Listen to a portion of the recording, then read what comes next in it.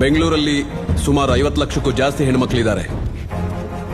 ಆದ್ರೆ ಜನರ ಸೇಫ್ಟಿಗಂತಿರೋದು ಕೇವಲ 280 ಹೊಯ್ಸಳ ಗಾಡಿಗಳು.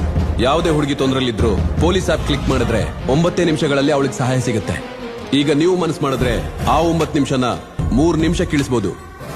ಒಂದು ರೋಡ್ ನಲ್ಲಿ 1 ಪೊಲೀಸ್ ಗಾಡಿ ಇರುತ್ತೋ ಇಲ್ವೋ, ಆದ್ರೆ 10 ಯೆಲ್ಲೋ ಬೋರ್ಡ್ ಗಾಡಿಗಳು ಇದ್ದೇ ಇರುತ್ತೆ.